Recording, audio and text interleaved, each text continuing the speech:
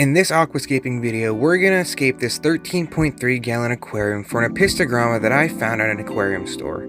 Let's jump into it. The first thing you want to do is get your base layer, which is the organic raised bed soil. The next step is to get your cap. I'm going to use a mixture of old substrate, which includes sand, fluval stratum, and other miscellaneous rocks and substrate to give my tank the best head start in biological life that I can. This is the rough idea that I'm going for. I'm going to have it heavily planted within the left and right side and leave the center open to have a center point down the middle.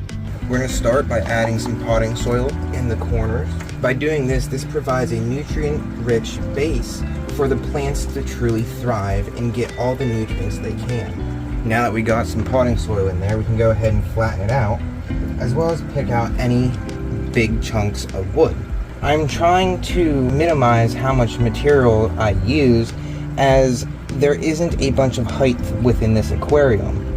Let's go ahead and try to make sure that all this potting soil is decently wet, not so much so that it turns into a soup, but just enough that it turns into more like a mud consistency. Now we can go ahead and add our cap. Anywhere between 1 and 2 inches is best.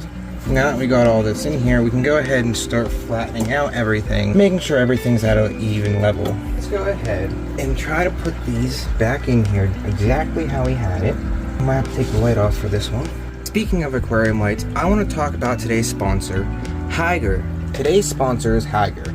They were kind enough to send me one of their aquarium lights, which is the Apex Clip-On HG990-14W. Some things I want to go over right now are the mounting positions. You have 2 mounting positions, one here on the side and one here on the back. This gives you multiple different choices for mounting your light and different abilities to move it around your aquarium. When setting this light up, the directions are pretty straightforward. Setting it up on your aquarium is pretty straightforward. You slide it into one of the 2 groove slots on the side, and then you simply slip it onto your aquarium. It fits both rimmed and rimless aquariums. This makes it very user-friendly and fits almost any aquarium within reasonable size. This light is suitable for both freshwater and saltwater. Now let's go over some of the features on the remote. This light comes with 2 modes, and what that means is that you have a timer as well as a 24/7 hour mode. The timer has 6, 10, and 12 hours preset, while the 24/7 hour mode is exactly what it calls for. You select the time of day you're in, and it will mimic the daylight cycle.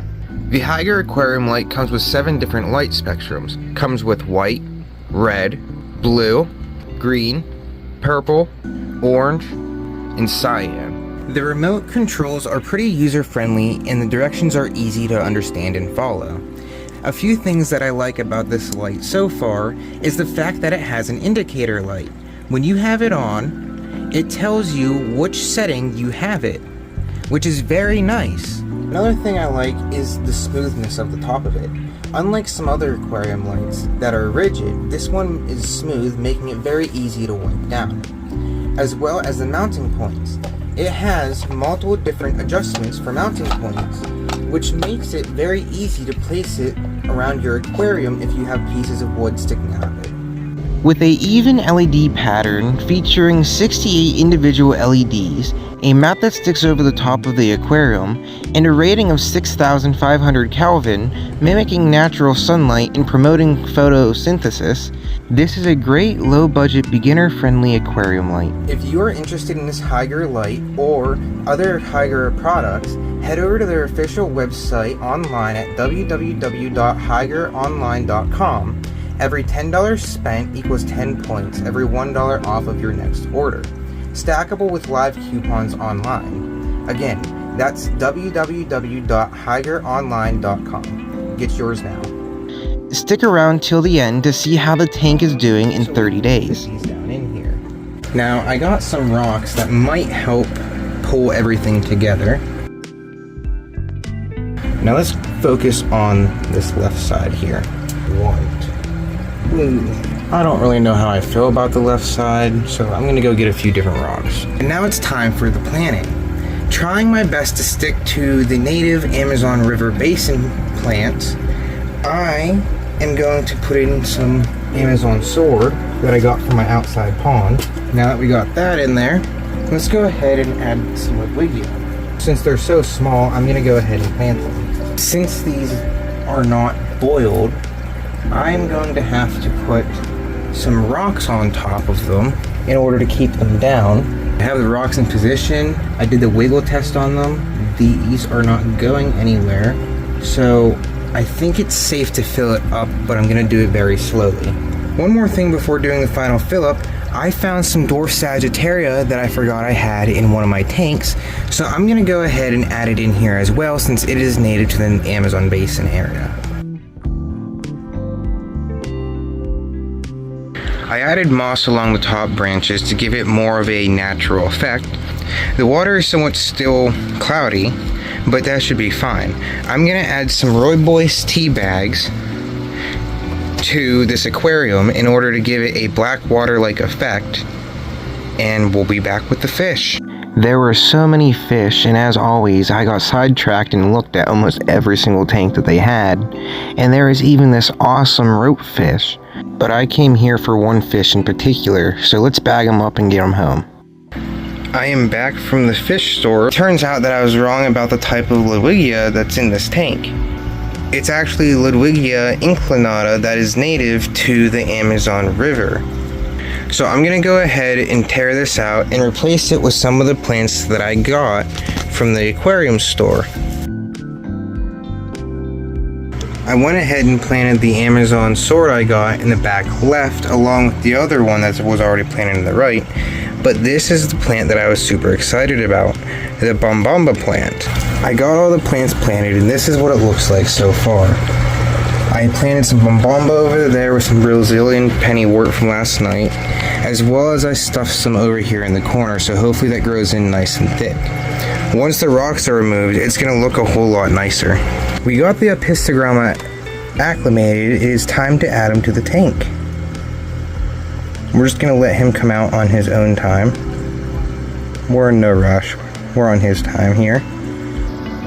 Over the next few days, he made himself at home, really showing his personality and showing why people love the apistogramma so much. With the moss slowly taking hold on the branches above, and the plants slowly growing below, now we let time take hold and wait for the results to show. It has been 30 days, and this is what the tank is looking like. The kabamba has grown exceptionally well, and I have propagated it quite a few times.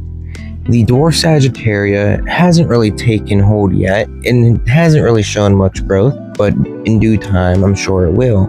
I decided to add 3 autosynclists to help fight algae and keep the tank looking pristine. The apistogramma checked him out thoroughly and decided it was a nice fit for his tank, so he left them alone.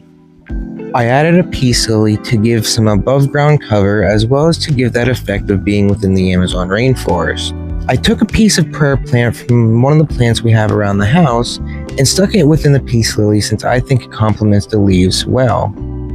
The moss that was put on the branches has been doing exceptionally well, and I can't wait for it to start creeping all over the piece of wood. This is my black water rainforest ecosystem for my dwarf apistogramma. To be more exact, I based this biotope more off of the agapo flooded forest. The reason I chose the agapo flooded forest is because the apistogramma thrives in this type of black water, dense leaf litter environment.